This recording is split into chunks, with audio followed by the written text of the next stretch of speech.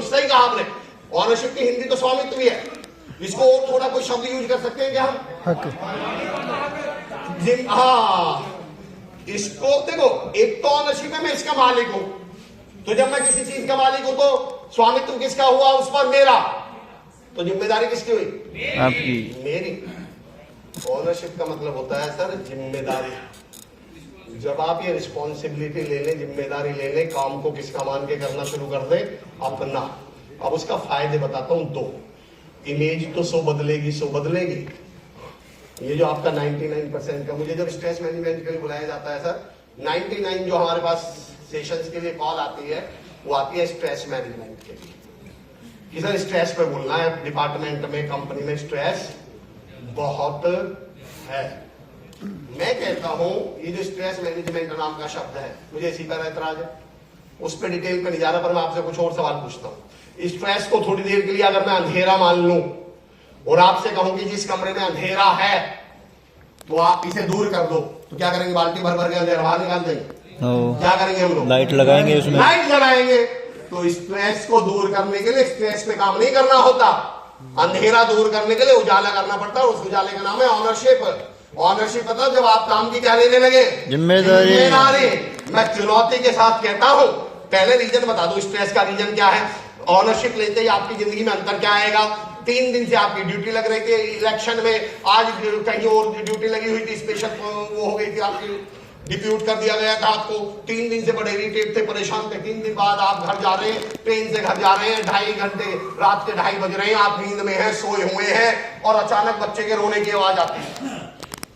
अब जैसे ही बच्चा रोता है तो आपका तो दिमाग खराब, इरिटेशन में, फ्रस्ट्रेशन में, गुस्से में, आप तो नींद में थे, आप बड़े गुस्से में, बड़े चिड़ में, बड़े इरिटेशन में, बड़े फ्रस्ट्रेशन में होते हैं, और जैसे ही पता चलता है अपना ही बच्चा है, फिर हम क्या करते हैं? अरे बाबू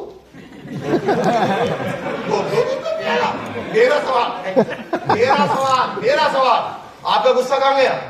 आपकी चिढ़ कहां गई? आपकी फ्रस्ट्रेशन कहां गई?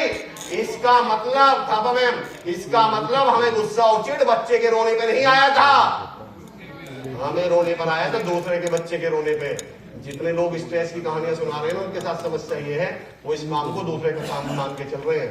मुझे मैं कॉर्पोरेट में सेशन लेता हूँ, एक साहब को मैंने कॉल किया, हमारी समस्या, और ये सभा, हमें लगता है हम दूसरे का काम कर रहे हैं। ये जो पीड़ित आया था, मैं इसका काम कर रहा हूं, मैं समाज का काम कर रहा हूं, मैं डिपार्टमेंट का काम कर रहा हूं, मैं दिल्ली पुलिस का काम कर रहा हूं। सर एक लर्निंग आज से 12 साल पहले मुझे मिली।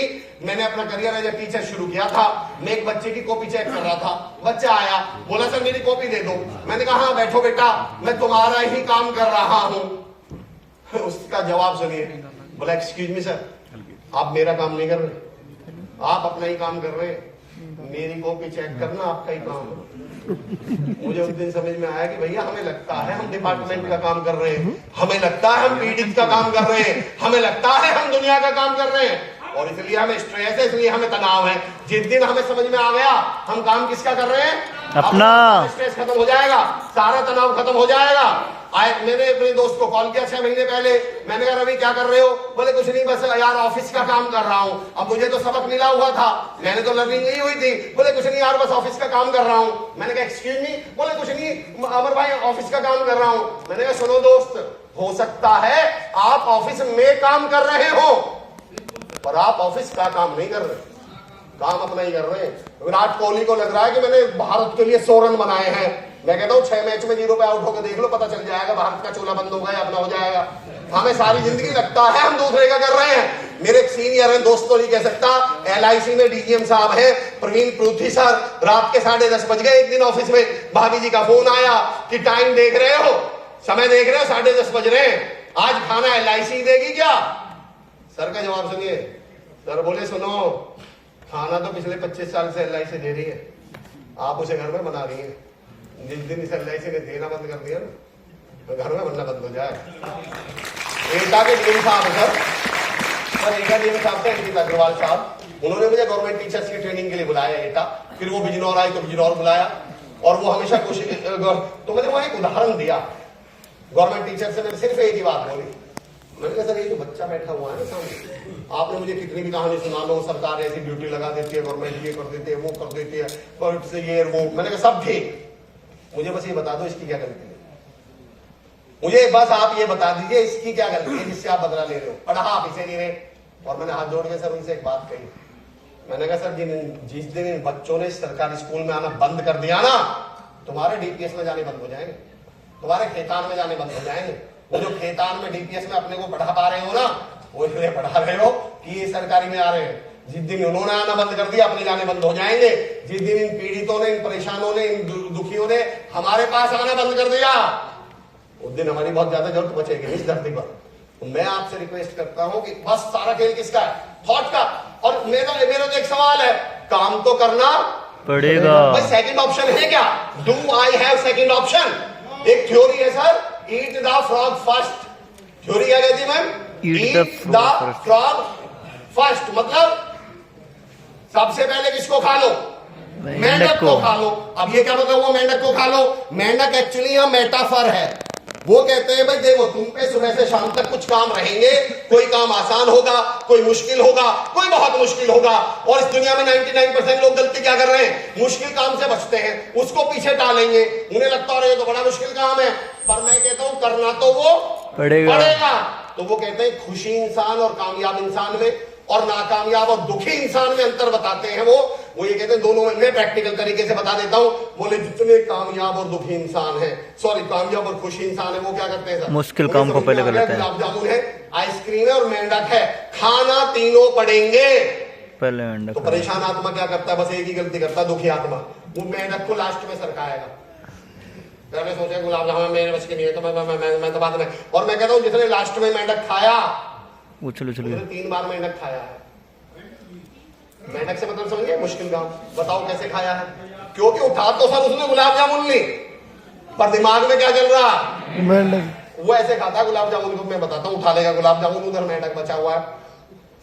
और उसे नहीं कहते, हमारे पीछे पड़े रहते हैं।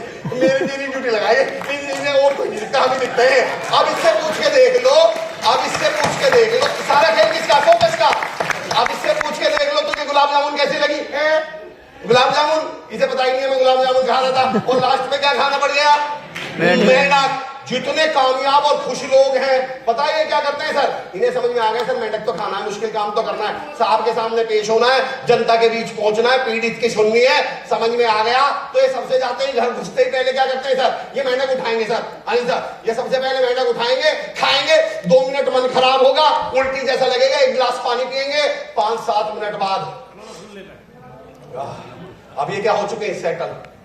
अब सोच के देखो आप, जिसने सुबह सुबह मेंढक खा लिया और इसे कोई दोपहर में ये कहते करेला भी खाना है, सोच के देखो जिसने मेंढक खा रखा है, उसका एटीट्यूड सोचो।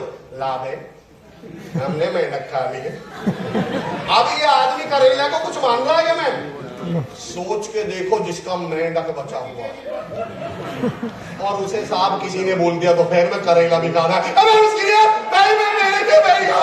और यही वो लोग हैं जिनके बारे में हम बोलते हैं यार शाम तो मेरी भाई साहब से बात ही हुई थी, सुबह सुबह क्या हुआ? भाई साहब निकल कैसे लिए?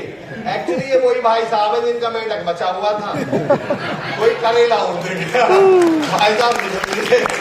सारा खेल है, इट्स ऑल अबाउट। सर एक मैंने स्टिक मंगाई थी, एक स्टिक थी sir, it's all about the focus, it's all about the सारा लाइट जल जाएगी क्या सर?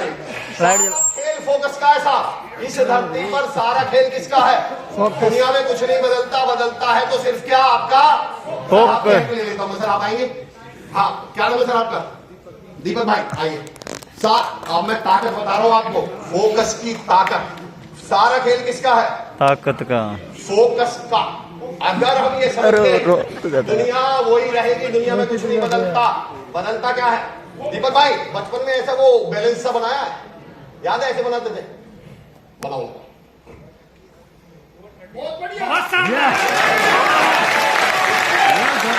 इसमें करते अरे वाह, अरे दीपक भाई एक बार फिर बना ना, कमाल भाई यार।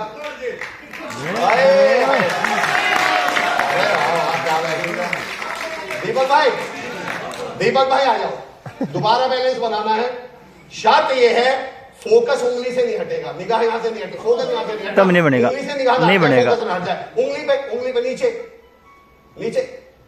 अरे नीचे फोकस। हाँ बंद हो गया।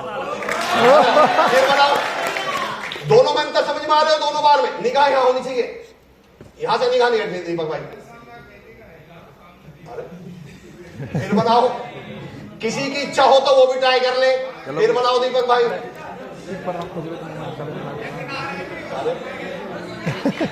क्यों नहीं बन रहा? दीपक भाई बन पा रहा है क्या? क्यों नहीं? अब पिछली बार कुछ नहीं बदल, क्या डंडा बदल गया, दुनिया बदल गई, दीपक भाई बदल गए, कुछ नहीं बदला, फोकस बदल गया। जितने कामयाब और खुश है वो क्या कहते हैं, दिल्ली पुलिस में जॉब लग गया, मजा आ गया, घर के पास में है, मेरी जिंदगी में कहा तो मजा आएगा, दिल खुश हो गया, अब तो मजा आ जाएगा, लोगों की मदद करूंगा, हेल्प करूंगा। जितने दुखी आत्मा है मेरे पीछे पड़े रहते, जॉब क्या लग गई, जब तक देखो मेरे से चले जाएंगे। आपको दीपक भाई कभी एक्सरसाइज को घर जाके कर लीजिएगा। अगर निगाह नीचे है, फोकस नीचे है, आपका बैलेंस बनेगा ही। डंडा नहीं बदला, दुनिया नहीं बदली, आप नहीं बदले। सुन में इट्स ऑल मतलब, अच्छा लड़कियों से भी कराएं, आ जाओ जी भाग के, ऊपर से बुलाएंगे हम, ऊपर से आएंगे, पीछे आगे बुलाते हैं, एक साइड ले लो कोई। हाँ कोई भी आ जाओ, मैं कह रहा हूँ कोई आ जाओ जिसका मन करे आओ, दबा में आ जाओ।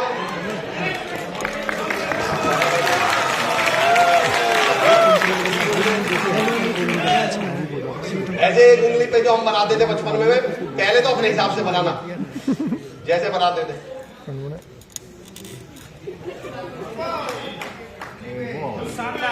अरे वाह, अरे वाह, अंगुली लगा दी।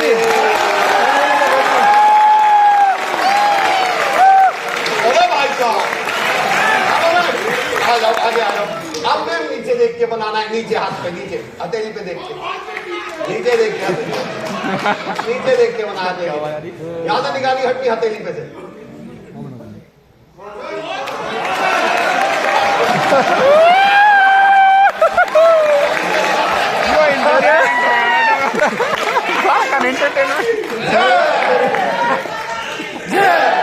आपने नोटिस किया?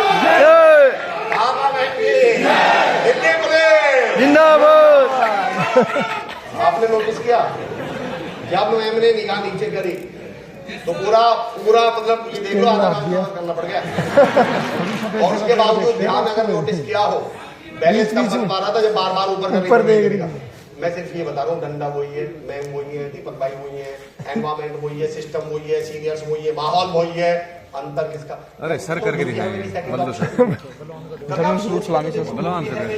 सेकंड भाई कर दिया। राजगुरु सुखदेव भगत सिंह जी, नाम सुना आप लोगों ने? 25-30 लोगों ने सुना है, बाकी जो युगांडा से आए हैं। अच्छा बाकी को एक बार जोर से बताइए, नाम सुना है? Yes sir. Do you respect them? Yes sir. मेरा अगला सवाल, ऐसा उन्होंने क्या किया कि आप उनकी इज्जत करते हैं? देश के लिए, हमारे लिए क्या दे दी उन्होंने? जान, बलिदान। बड़ा प्रैक्टिकल सवाल और प्रैक्टिकल जवाब दीजिएगा। जब जी सर, विचारधारा सर, सैल्यूट, बहुत बड़ी बात सर। आपने मेरा पॉइंट ला दिया sir, thank you so much. आप अगर से ही अमर रहे हैं, ये नहीं है मेरा पॉइंट। सुनिए अब आप, 1 बजे हमारे लिए जान दे दी, हम रिस्पेक्ट करते। मेरा अगला सवाल और प्रैक्टिकल जवाब दीजिए। जब वो फांसी पे चढ़े थे उनके हाव भाव कैसे? हंसते हुए? Yes sir. सर मेरा अगला सवाल और जवाब दीजिएगा, अगर वो रोते हुए गिड़गिड़ाते हुए फांसी पर चढ़ते तो मरते या नहीं मरते? Yes sir. पर प्रैक्टिकल आंसर दीजिएगा, हम उनकी इज्जत कर रहे होते? नो। मेरा एक सवाल है, मरे तो वो तब भी है। मैं हर व्यक्ति से एक बात कहता हूँ कि अगर तुम्हें अपना काम, तुम्हें अपनी ड्यूटी फांसी पे चढ़ने के बराबर भी मुश्किल लग रही हो ना, तो हंसते हुए चढ़ जाना, दुनिया इज्जत तो कर लेगी।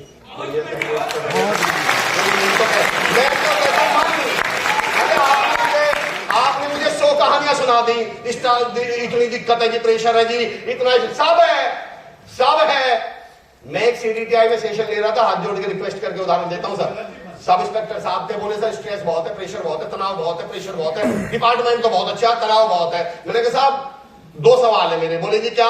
मैंने कहा सर पुलिस डिपार्टमेंट में प्रेशर बहुत है, इस ब्रह्म ज्ञान की प्राप्ति आपको ज्वाइनिंग के बाद हुई थी क्या?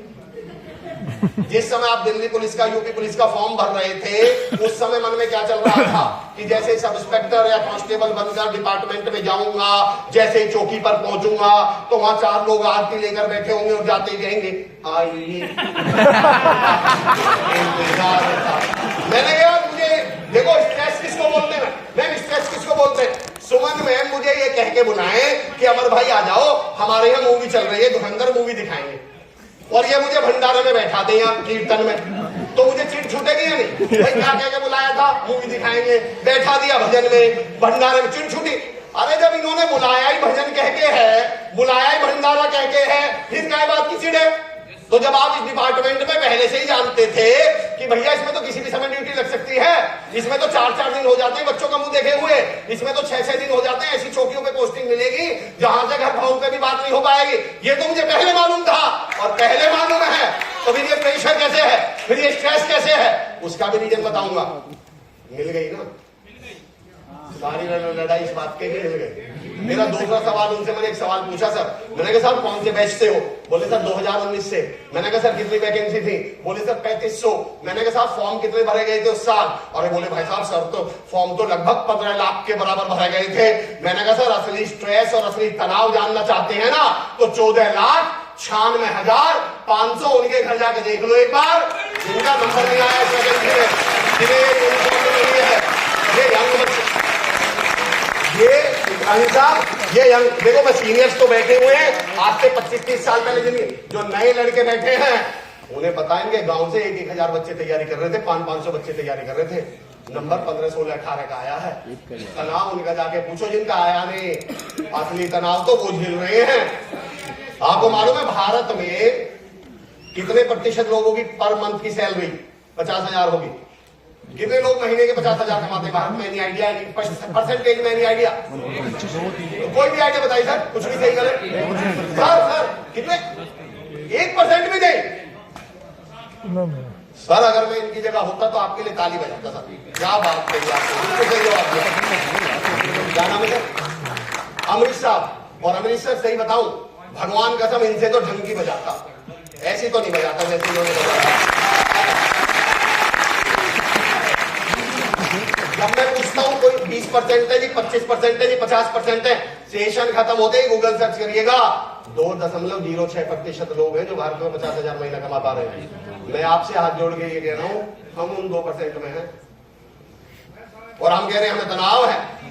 असली तनाव उन्हीं को है जिनके, मैं कह रहा था जिनका नंबर नहीं आया उनसे जाके पूछ लेना, माँ बाप का इलाज नहीं हो रहा, बच्चे सरकारी स्कूलों में पढ़ाने पड़ रहे हैं, किराए के मकान में रह रहे हैं, स्कूल साइकिल के पैसे नहीं है, हमें कैसे तनाव हो जाएगा? और माफी के साथ एक और उदाहरण दे रहा हूँ जी, माफी के साथ एक उदाहरण दे रहा हूँ सर। अभी यहाँ गुड़ हो, मतलब यहाँ मक्खी हो रही है सुशील सर, यहाँ मान लो यहाँ मक्खी होने लगे गोलू साहब, और मैं कहूँ सर गुड़ है, गुड़ पे मक्खी है अनिल सर, और मैं कहूँ सर मक्खी बहुत हो रही है, ये मक्खी हटवा दो, मक्खी हटवा दो, तो साहब मक्खी हटवाएंगे या गुड़ हटवाएंगे? जोर से बताओ, मक्खी हटवाएंगे या गुड़?